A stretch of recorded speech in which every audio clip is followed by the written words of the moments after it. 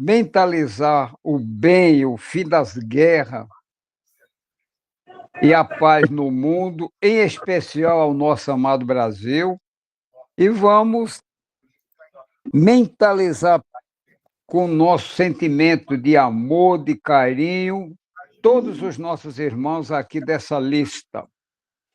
Laiana Aline Clementino Souza, Antônio Rebouças, Irani Camargo, Rosana Paulo dos Santos Xavier, Alissa Farias Paludo Foster, Maria Aparecida da Cunha Santos Silva, Fabiane Duarte Mesquita, Daniel Alves Mesquita, Valquíria Holanda P. Costa, Fabiane Blenda Vieira, Maria Sebastiana Alves, Guilherme Avelar e Souza, Ayrton Pereira Ramalho, Eduardo Malta Pessoa Júnior, Carla Sueli Aguiar da Silva, Luiz Fernando Barbosa, Guilherme Bezerra Damasceno, Ruth Marinho Ferreira, e as nossas duas irmãs que já estão na pátria espiritual, Marilda Líbia e Ione Gugel, que o Pai Celestial auxilie com a sua espiritualidade de luz, a que elas possam ter a compreensão e não passem as aflições que normalmente acontecem quando nos separamos o espírito do corpo, que sejam assistidas pela espiritualidade amiga e conduzidas aos seus lugares na pátria espiritual. E agora vamos passar a palavra à nossa irmã Glaci, que vai ler o evangelho, o exórdio da noite de hoje. É com você, minha irmã. Seja bem-vinda. Boa noite a todos que eu já dei, a todos que eu ainda não dei. Sintam-se abraçados pela espiritualidade de luz, por Jesus, por todos nós. O livro Fonte Viva, ditado pelo Espírito Chico Xavier, psicografado por Emmanuel, aliás, ditado por Emmanuel, psicografado por Francisco Cândido Xavier, o item 64, semeadores. Eis que o semeador saiu a semear. Um segundinho, por favor, Glaci, só um timezinho. Quem tiver com o microfone desligado, por favor, perdão, ligado, que está dando interferência, possa desligá-lo, por favor. Obrigado. Prossiga, minha irmã. Eis que o semeador saiu a semear, disse Jesus, está lá em Mateus 13:3. Todo o ensinamento do Divino Mestre é profundo e sublime na menor expressão. Quando se dispõe a contar a parábola do semeador, começa com o ensinamento do inestimável importância que vale relembrar. Não nos fala que o semeador deva agir utilizando-se do contrato com terceiras pessoas, e sim que ele mesmo saiu a semear. Transferindo a imagem para o solo do espírito, em que tantos imperativos de renovação convidam os obreiros da boa vontade à santificante lavoura da elevação, somos levados a reconhecer que o servidor do Evangelho é compelido a sair de si próprio a fim de beneficiar corações alheios. É necessário desintegrar o velho cárcere do ponto de vista para nos devotarmos ao serviço do próximo, aprendendo a ciência de nos retirarmos da escura candeia do eu. Excursionaremos pelo grande continente dominado interesse geral, e na infinita extensão dele encontraremos a terra das almas, sufocada de espinhos, ralada de pobreza, revestida de pedras ou intoxicação de pântanos, oferecendo-nos a divina oportunidade de agir em benefício de todos. Foi nesse roteiro que o Divino Semeador pautou o Ministério da Luz, iniciando a celeste missão do auxílio entre humildes tratadores de animais e continuando-a com os amigos de Nazaré e os doutores de Jerusalém. os fariseus palavrosos e os pescadores simples, os justos e os injustos, ricos e pobres, doentes do corpo e da alma, velhos e jovens, mulheres e crianças. Segundo observamos, o semeador do céu ausentou-se da grandeza que se acolhe e veio até nós, espalhando as claridades da revelação e aumentando-nos a visão e o discernimento. Humilhou-se para que nos exaltássemos e confundiu-se com a sombra a fim de que a nossa luz pudesse brilhar. Embora lhe fosse fácil fazer-se substituído por milhões de mensageiros que desejasse. Afastemo-nos, pois, das nossas inibições e aprendamos com Cristo a sair para semear. Boa noite, eu passo a você, seu Arlindo. Obrigado, minha irmã. E agora vamos rogar ao nosso Pai Celestial, ao nosso amado Mestre Jesus, à Virgem Mãe Santíssima, ao nosso mentor espiritual da nossa casa, Dr. Bezerra de Menezes, e toda a sua equipe de trabalhadores da luz, e todos os nossos irmãos encarnados e desencarnados aqui presentes, para darmos início ao nosso Evangelho da noite de hoje, passando a palavra ao nosso irmão Juarez, para que faça a leitura e explanação do Evangelho de hoje, e que a espiritualidade o intua, proteja e oriente para que possa nos blindar com as suas explicações. Seja bem-vindo, meu irmão. Boa noite, seu Arlindo. Boa noite a todos. Arlindo, a prece, Arlindo. Arlindo, a prece, Arlindo. Faltou a prece, viu? Perdão. Passa a palavra ao nosso irmão Gilson para fazer a prece inicial. Mais uma vez, boa noite a todos. Paz e luz para todos nós. Vamos só agradecer pelo dia de hoje e pedir ao Pai que o amanhã seja melhor do que hoje. Vamos fazer hoje a prece do hindu. É maravilhoso, Senhor, meus braços perfeitos, quando há tantos mutilados. Meus olhos sadios, quando tantos não têm luz. Minha voz cantando quando outros emudecem. Minhas mãos trabalhando quando há outros que mendigam. É maravilhoso reformar a casa quando tantos não têm para onde voltar. É bom sorrir, amar, sonhar e viver. Quando há tantos que choram, odeiam, têm pesadelo e morrem antes de viver. É maravilhoso, Senhor, ter um Deus para crer. É maravilhoso, enfim, ter tão pouco para pedir e tanto o que agradecer.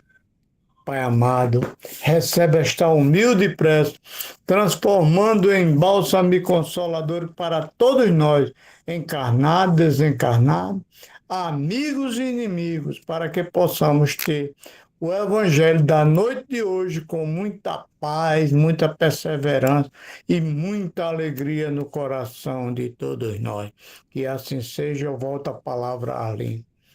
Obrigado, meu irmão. Mais uma vez, perdão pelo atropelo da programação. E agora rogamos novamente ao nosso Pai Celestial, ao nosso amado Mestre Jesus, a espiritualidade amiga, para que possa fortalecer, iluminar e guiar o nosso irmão Juarez, para que nos brinde com a sua explanação e leitura do Evangelho da noite de hoje. Seja bem-vindo, meu irmão. Boa noite, meu amigo Arlindo. É uma alegria estarmos juntos mais uma vez, tá? Nós vamos trabalhar hoje o capítulo 11, amar a seu próximo como a si mesmo. A maioria de nós, grande parte de nós, tem uma dificuldade de se amar. O que acontece conosco? Nós colocamos nos ombros dos outros a nossa felicidade, porque falta o auto-amor, o auto-perdão, a compaixão, a consciência de que eu não posso dar ao outro aquilo que eu não tenho. Se eu não me amo, como amarei a alguém? O mandamento de Jesus, amar a Deus sobre todas as coisas e o próximo com a si mesmo, diz que para que eu ame alguém, eu tenho primeiro que me amar. E o que é que nós estamos vendo hoje? Uma grande quantidade de pessoas numa expectativa de uma ansiedade gerando frustrações na expectativa daquilo que o outro não pode dar a ele. Aí eu amo fulano, mas o fulano não me corresponde. O que é que eu vou fazer? Se eu não tenho um amor próprio para comigo, como amarei alguém? Como irá haver uma reciprocidade se não existe a essência divina dentro de mim, que é a essência de Deus, a maior que tem, que é o amor? O amor em si, na essência de buscar realmente a transformação da criatura num processo de evolução.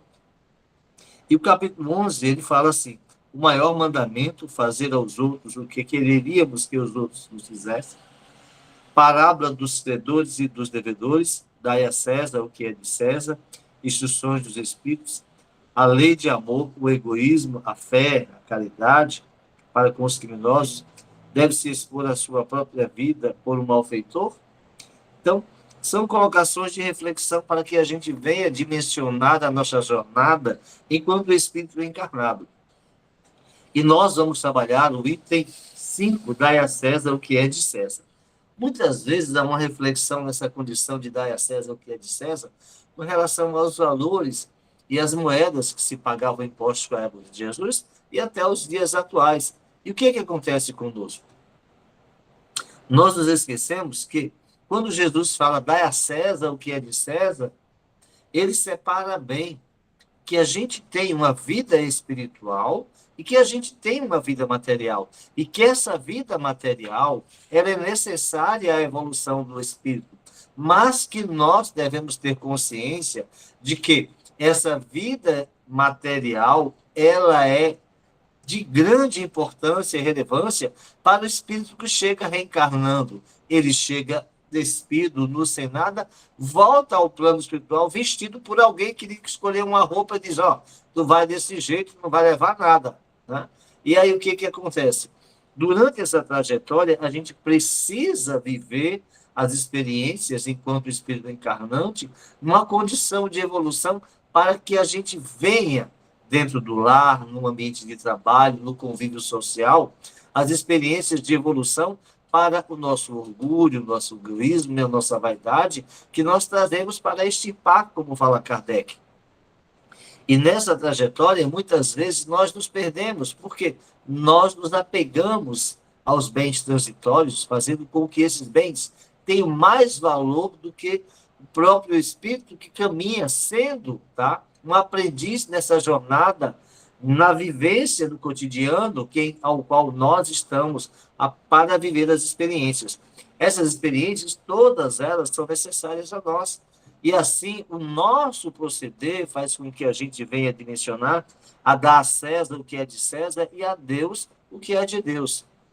O que é de César? São as coisas materiais. O que é de Deus? É o espírito que caminha no processo de evolução, mas ele precisa, sim, ele precisa da matéria, porque é através dela que ele vai experimentar na condição de necessidade para a sua evolução.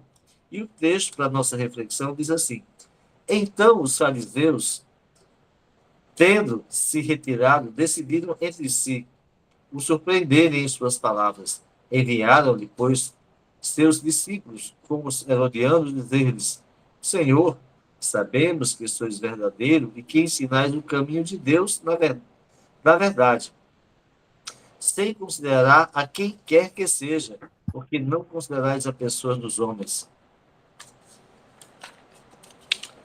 Dizei-nos, pois, vossa opinião sobre isto. É-nos permitido pagar o tributo a César ou de não pagar?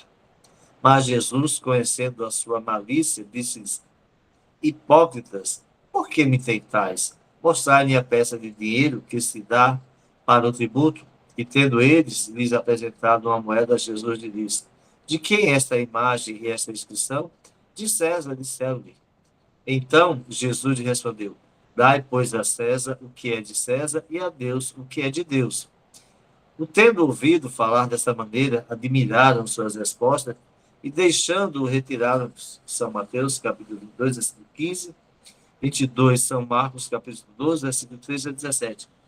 Imaginemos se ali Jesus dissesse: não paguem os impostos, não contribuam com a sociedade humana Imediatamente aqueles herodianos correriam ali aos romanos, olha, ele está ali dizendo que a gente não tem que pagar nada a César, que a gente não precisa pagar. E a maior vontade deles era ouvir isso de Jesus. Ouvir Jesus dizer que eles não cumprissem a lei naquela época. E aí, nos dias atuais, nós estamos aí, nós sabemos, temos consciência que há uma necessidade de nós pagarmos os impostos. Mas a gente vê uma sociedade que diz assim, olha, vou dar o jeitinho brasileiro. Existe uma lei chamada Lei de Causa e Efeito. O universo é regido por leis inteligentes. E essas leis inteligentes, meus amigos, elas estão em nossa consciência. E o universo, em sua regência, ele vai dar para nós o que estamos semeando. Então, não existe, não adianta eu querer dar um jeitinho naquilo que realmente eu penso que a coisa tem que transcorrer. Faz a coisa como tem que ser. Tudo aquilo que nós estamos semeando, nós vamos colher. Se eu semeio vento, eu colho tempestade. Se eu semeio a dor, eu vou colher ela. Se eu semeio amor, eu também vou colher. Nós temos a condição de separar esse joio do trigo para que a gente possa, no processo de evolução, caminhar com a consciência tranquila. E o item 6 diz assim, a questão proposta a Jesus era motivada por essas circunstâncias de que os judeus, tendo em horror o tributo que lhes era imposto pelos romanos, delas fizeram uma questão religiosa, um partido numeroso se formara para repelir os impostos. O pagamento do tributo era, pois, para eles uma questão irritante e atual, sem a qual a pergunta é feita a Jesus. E nos permitido pagar ou de não pagar o tributo a César? Não teria nenhum sentido essa pergunta, era uma armadilha, porque, de acordo com a sua resposta, esperavam excitar contra ele, seja a autoridade romana, seja os judeus dissidentes. Mas Jesus, conhecendo a sua malícia, evita a dificuldade, dando-lhe uma lição de justiça, em lhe dizendo, para restituir a cada um o que lhe era devido, ver a introdução dos publicanos. Por que ele pede para ver a introdução dos publicanos? Os publicanos eram os cobradores de impostos, né? Zaqueu era um publicano. E aqueles publicanos ali, à época de Jesus, eles saíam recolhendo impostos, mas muitos deles se enriqueceram nessa condição de pegar os impostos, porque grande parte também eles ficavam, não passavam para Roma. E ali iam vivendo a sua vida de acordo com as suas vontades. E naquele momento, eles querendo excitar Jesus para que os romanos viessem a ter essa condição de poder dizer, olha, ele está fazendo a coisa errada. Mas Jesus, sabendo qual era a intenção verdadeira daqueles cidadãos ali, herodianos, deu a resposta, ou seja, o que é de César, o que pertence à terra é da terra, o que pertence a Deus é de Deus. O que é que pertence a Deus? O Espírito. A gente chega aqui, nessa condição de Espírito, um corpo novinho. Olha, a gente tem uma coisa fantástica da doutrina espírita. A gente chega com um corpo 0 quilômetro, faz um monte de besteira, come um monte de embutido, come um monte de coisas que não deve, bebe um monte de coisas que não deveria, aí lá na frente tem diabetes, pressão alta, coração cheio de gordura, a mente cheia de troço que a gente nem imagina, um monte de Coca-Cola que a gente quer tomar, doce, açúcar. Aí o que que faz? Isso daí é o apego às coisas terrenas, é a vontade de querer, a gente não consegue. Lembra que é Chico ouviu de Emmanuel? Disciplina, disciplina, disciplina. Quem é que depois do almoço não quer comer um docinho? Me diga aí, todo mundo quer. E está comendo errado? Tá. O que que vai fazer isso aí? Vai adoecer. Quantas e quantas pessoas estão nas clínicas de hemodiálise porque comeram errado? Porque comer certo não é muito bom, não. Não é bom eu comer a minha refeição correta. Um negócio é a gente cuidar deste corpo, porque ele é um presente que Deus nos deu para que esse espírito, veja bem, a gente vai hoje até 70, 80, 90, hoje está vendo 100 anos, mas que qualidade de vida a gente tem? E esse corpo, né, ele é um instrumento do espírito, e nós precisamos ter consciência de que, ao estarmos vivendo com este corpo, nós temos uma responsabilidade de cuidar dele. de ir ao médico com frequência, de fazer exames, que hoje tem essa condição de a gente fazer. O remédio, ele não é bom, eu não gosto de tomar remédio. Quanto menos você gostar, mais doença vai chegar. Não tem para onde correr. Então, é necessário que a gente, se tiver a condição, cuide desse corpo, porque ele é o instrumento do Espírito, para que a gente possa trabalhar nesse corpo, tá? O que é de Deus, que é a essência do Espírito, na sua transformação moral. E vamos ao item 7. Esta máxima, dai a César o que é de César, não deve ser entendida de uma forma restritiva e absoluta, como todos os ensinos de Jesus. É um princípio geral resumido sob uma forma prática e usual. É deduzido de uma circunstância particular. Esse princípio é uma consequência daquele que diz agir para com os outros como quereríamos que os outros agissem para conosco. Veja bem, como nós agimos com os outros, nós gostaríamos que os outros agissem para conosco, ou seja, a regra áurea da reciprocidade que eu citei há pouco, ou seja, se a gente trata o outro bem, nós vamos ser tratados bem, mas se eu trato o outro mal, isso começa aonde? Dentro do lar, dentro da família, com o esposo, com os filhos, porque muitas vezes nós cometemos equívocos com os nossos filhos, ao dizer, quando alguém bate a porta, e nós estamos devendo ser alguém, vai dizer, olha, diga que eu não estou, o telefone toca, o camarada diz assim, olha, diga que eu não estou, quer dizer, a gente começa a ensinar a criança a mentir, e aí mais tarde, quando essa criança, tá certo, começa a cometer atos ilícitos, nós vemos que essa criatura, não sei o que tem esse menino, ele faz tanta coisa errada, mas a gente não lembra que quem ensinou a coisa errada fomos nós. Ele só aprendeu porque ele prestou atenção que a gente estava fazendo de errado. Mas se quando o camarada batesse na porta, aí o cara, rapaz, diga ele que aguarde um pouquinho, que eu vou ali conversar com ele, explicar a minha atual situação, olha, eu estou assim, eu estou desempregado, aconteceu isso, e conversar, ter um diálogo franco com o outro, para que haja nesse processo a condição de entendimento. Quando o telefone tocar, vai lá, atende o telefone, dá a sua explicação. Se o outro aceita ou não, é problema dele.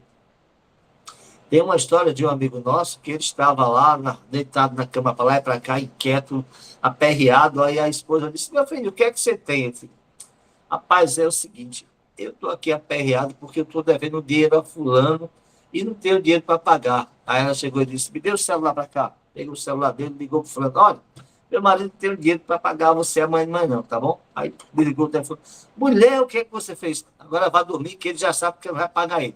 Deixa ele se virar para lá para ele ter consciência de que amanhã não vai receber esse dinheiro. Agora você durma que eu quero dormir também. Ou seja, você resolveu o problema. Ao invés de estar aperreado, perturbado no juízo da mente, seja consciente. Aí, mas deu uma explicação lógica. Olha, eu quero mais um prazo para que eu possa cumprir. Então, nessa regra áurea da reciprocidade, de você tratar o outro como você gostaria, quando você é franco, quando você realmente abre a mente para ser sincero com o outro, para que a realidade venha a fluir, não colocando os pés pelas mãos, mas tendo consciência da verdadeira condição de saber como conduzir a vida, nesse processo, a gente vê que existe, tudo tem uma solução. Não adianta, quando Jesus fala no Evangelho, para a gente não se perturbar com o dia de amanhã, porque nós estamos adoecendo hoje exatamente porque nós nos perturbamos com o que irá acontecer amanhã. Rapaz, será que eu vou amanhecer no dia? Muitas vezes não. Quantas e quantas criaturas durante a noite, por estarem nessa ansiedade, nessa perturbação, infartam e não amanhece o dia. Ou seja, fulano morreu dormindo. Por que não? Ele desencarnou porque ele se deixou perturbar-se, tá? Deixou-se influenciar pela questão de César, ou seja, da matéria que a gente se aperreia tanto, porque essas experiências que nós temos, elas são para a nossa evolução, não é para a nossa perturbação. Mas nós confundimos as coisas. E aí o que acontece? A minha casa, o meu carro, o meu marido, o meu filho. Eu nunca vi ninguém levar o filho na sepultura, ninguém levar o marido, ninguém levar o carro, ninguém levar nada. Eu vi uma história aí que tinha sabido que chegou para a viúva e disse, olha, eu quero que você bote todo o meu dinheiro vai ser enterrado comigo, tá certo. A mulher vai lá, assina um cheque, bota dentro do caixão e vai embora o chequezinho lá, e ela fica com o dinheiro dele para viver a vida, ou seja, não deixou de enterrar, tá certo? Enterrou com o dinheiro, mas o dinheiro que ela vai gastar ela. Então, não adianta, a gente tem que ter consciência que a gente chega aqui, e a única criatura que você pode contar, tá? Da onde você nasce até desencarnar é com você. Agora, durante o processo de evolução, se você passa alguma dificuldade, tem algum processo de saúde, de doença, de coisas que acontecem por acaso, existe uma coisa chamada de amigo verdadeiro. Aquele que é seu amigo e ele quer e tem um respeito e consideração a você, ele vai te ajudar, ele vai dar uma palavra de conselho, ele vai te emprestar a quantia que você quer, você tem a obrigação de devolver. Você tem a condição de ser ter uma reciprocidade, de você tratar o outro, porque a melhor coisa que a gente pode ouvir é um conselho de alguém numa hora em que as coisas não estão como nós gostaríamos de estar. Num momento de doença, de aflição, num momento em que alguém está com a mente perturbada, a melhor coisa do mundo é quando alguém diz assim: meu amigo, tenha fé em Deus e paciência que isso vai passar. Quando chega mais adiante que tudo passou, ele diz: rapaz, bem que fulano disse que isso ia passar. Ou seja, como o Chico ouviu de Maria, tudo passa, isso também vai passar. Agora, como é que vai passar? Vai passar eu tendo um infarto? Vai passar eu tendo um AVC? Vai passar eu tendo uma perturbação? Depende de quê? Depende de como nós vemos isso no estado de espírito que nos encontramos. Se nós elevamos os nossos padrões vibratórios numa sintonia elevada, nós vamos viver na condição de equilíbrio, de paz e de harmonia. Porque cada um colhe o que semeia, doce ou amargo. E somos nós que escolhemos esses frutos. Né? Vamos continuar o texto. Né? Assim, quereríamos que os outros agissem para conosco. Ele condena todo o prejuízo material e moral levado a outro, e toda a violação dos seus interesses, prescreve o respeito dos direitos de cada um, como cada um deseja que se respeite os seus. Se estende-se ao cumprimento dos deveres contraídos para com a família, a sociedade, a autoridade, assim como para com os indivíduos. Ou seja, ele traz o entendimento que nós temos que ter essa reciprocidade de respeito para com o semelhante na caminhada em que nos encontramos. Ou seja, cada um de nós tem a condição de buscar a trajetória. Eu separei alguns textos aqui para que a gente compreenda. No livro A Caminho da Luz, Emmanuel traz para a gente uma reflexão com relação ao Império Romano. Fim da vaidade humana. O Império Romano, que poderia ter levado a efeito a fundação de um único Estado na superfície do mundo, em virtude da maravilhosa unidade em que chegou, e mercê do esforço e da proteção do alto, desapareceu um mar de ruínas depois das suas guerras, desvios e circos cheios de feras e gladiadores. O imenso organismo apodreceu nas chagas que eles abriram a incúria e a impiedade dos próprios filhos, e quando não mais possível o paliativo da misericórdia dos espíritos abnegados e compassivos, desde a galvanização dos sentimentos gerais na mesa larga dos excessos e prazeres terrestres. A dor foi chamada a restabelecer o fundamento da verdade nas almas. Da orgulhosa cidade dos imperadores não restaram senão pedras sobre pedras, sob o látego da expiação e do sofrimento dos espíritos culpados, trocaram a sua indumentária para a evolução e para o resgate do cenário infinito da vida, enquanto muitos deles ainda choram nos padecimentos redentores, gemem sobre as ruínas do Coliseu de Vespasiano os ventos tristes e lamentosos da noite. Ou seja, hoje nós estamos numa sociedade tão semelhante à romana. Quantas e quantas guerras, quantas e quantas brigas, quantas e quantas condições em que a Terra poderia se manter em equilíbrio e harmonia, e aí as coisas vão por quantos impérios que nós vimos destruídos, quantas famílias pensando que são abastadas e ricas com o caminhar da trajetória em função de não saber como conduzir, Tudo vai-se, nada se fica. E no livro Obras Póstumas, Kardec também traz uma reflexão com relação às questões da matéria.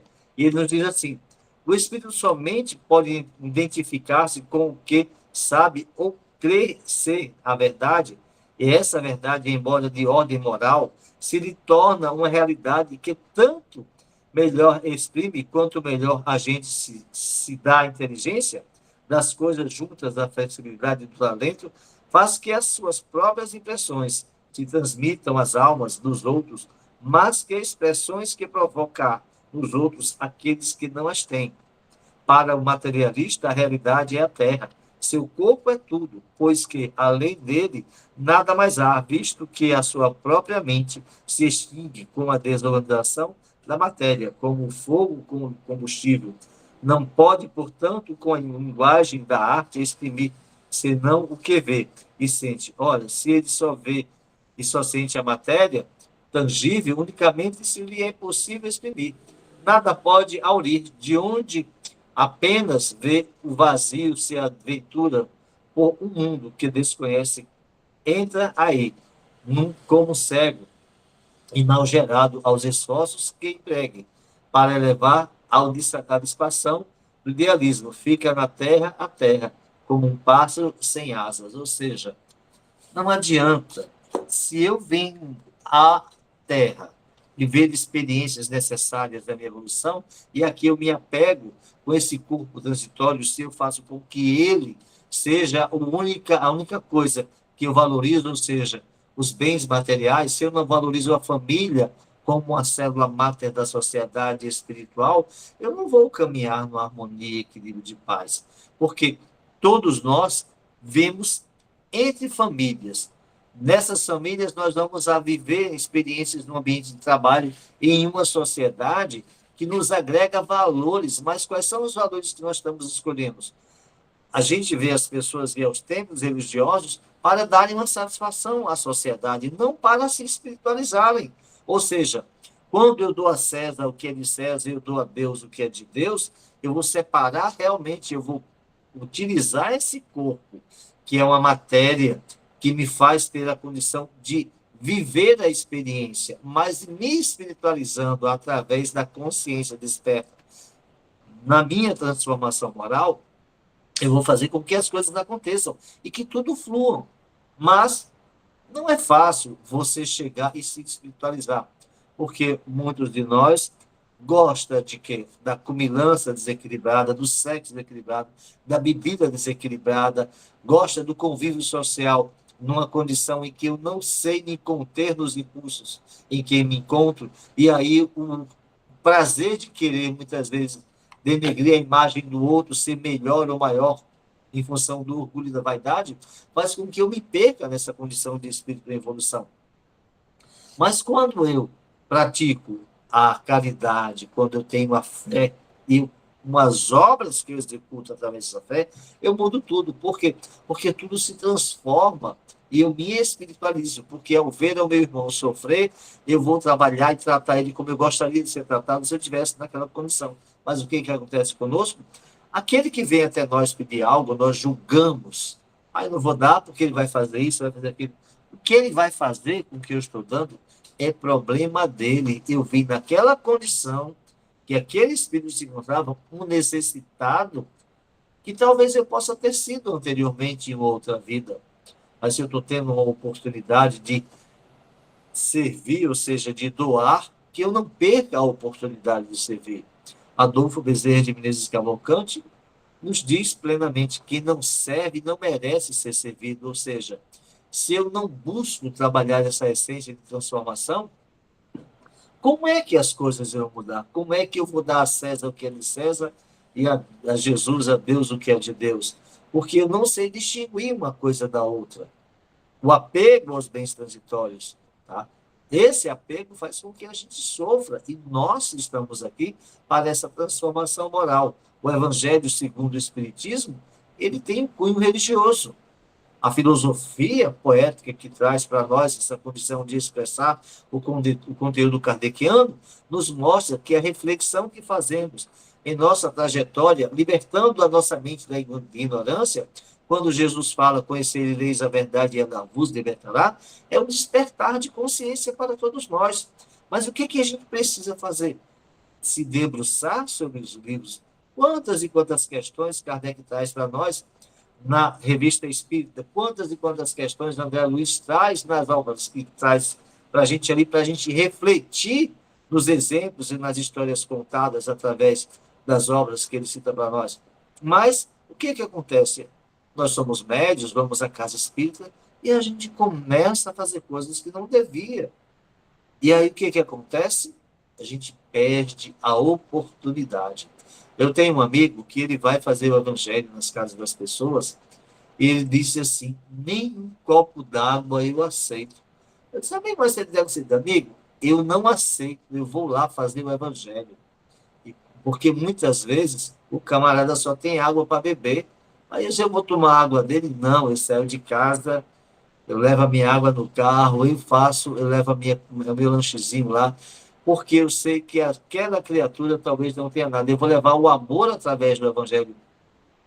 E nem um copo d'água eu aceito. Eu faço o evangelho, saio, deixo a palavra que consola, trago a luz do evangelho para que ele possa se conscientizar, mas de forma nenhuma aceito nada em troca. Ou seja, ele realmente vai fazer coisa com amor.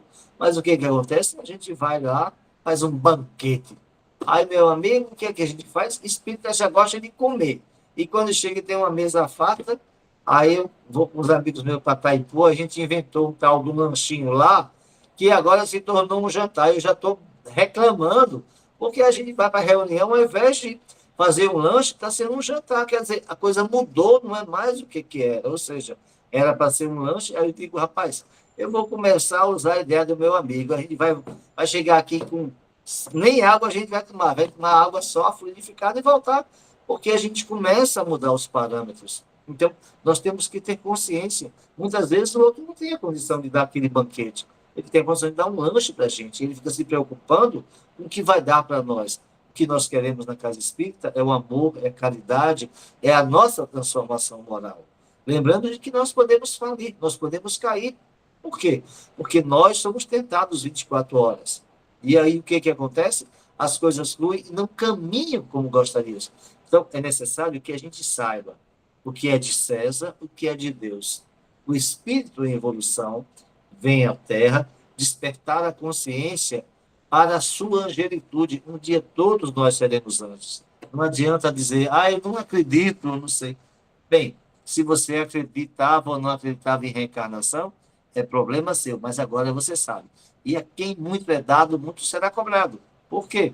Porque eu não sabia. Não, você não sabia, não. Você não queria aceitar, é uma coisa. Mas agora você sabe que existe reencarnação e que o Espírito busca nesse processo dar a César o que é de César e a Deus o que é de Deus e caminhar em paz. Meus amigos, eu espero que tenham despertado a consciência de vocês para dar a César o que é de César e compreender que o amor é a essência divina, de que estamos aqui para evoluirmos e cada um de nós vai caminhar nesse processo de evolução para a angelitude. Eu convido vocês a levar o pensamento conosco, dizendo assim: Deus, nosso Pai, que sois todo poder e bondade, dai a força àquele que passa pela provação, dai a luz àquele que procura a verdade, ponde no coração do homem a compaixão e a caridade. Deus, dai ao viajor a estrela guia, ao doente o repouso, ao aflito a consolação. Pai, dai ao culpado o arrependimento, ao espírito a verdade, à criança o guia, ao órfão Pai. Senhor, que a vossa bondade se estenda sobre tudo que criastes. Piedade, Senhor, para aqueles que vos não conhecem, esperança para aqueles que sofrem. Que a vossa bondade permita aos espíritos consoladores derramarem por toda parte a paz, a esperança e a fé. Deus, um raio de luz, uma centelha do vosso amor pode abrasar a terra. Deixai-nos beber nas fontes desta bondade. Fecunda e infinita, e todas as lágrimas secarão. Todas as dores se acalmarão. Um só coração, um só pensamento subirá até vós. Como um grito de reconhecimento de amor, como Moisés sobre a montanha, nós os esperamos com os braços abertos.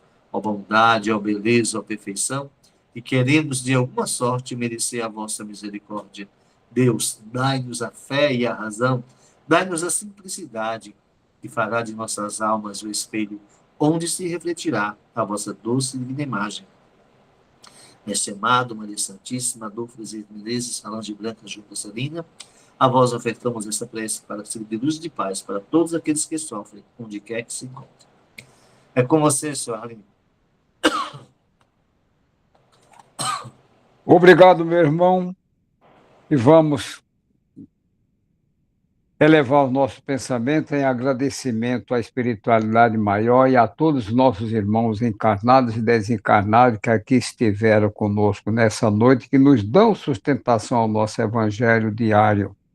Ao nosso Pai Celestial, ao nosso amado Mestre Jesus, à Virgem Mãe Santíssima e a toda a espiritualidade amiga, a todos os mentores espirituais, em especial o Dr. Bezerra de Menezes, mentor espiritual da nossa casa, que possa conduzir todos os nossos irmãos de luz na varredura a casa de cada um de nós que participamos, que não podemos participar do Evangelho da noite de hoje. E se encontrar um dos nossos irmãos em qualquer um lugar, necessitando de assistência, de socorro, possa conduzi-lo a uma colônia espiritual, a um hospital espiritual ou ao lugar necessário de acordo com a sua necessidade. E aí fazer toda uma asepsia, todo um controle, toda uma produção para que possa socorrer todos os nossos irmãos necessitados. Que assim seja, Senhor. E assim rogamos ao nosso Pai Celestial, ao nosso amado Mestre Jesus, à Virgem Mãe Santíssima, ao nosso mentor, Dr. Bezerra de Menezes, a permissão para encerrar o nosso Evangelho da noite de hoje, e recomendando que amanhã temos evangelho, que todos estejam, sintam-se convidados. Que Deus abençoe a todos, uma ótima noite, um abraço fraterno a todos e até amanhã. Paz e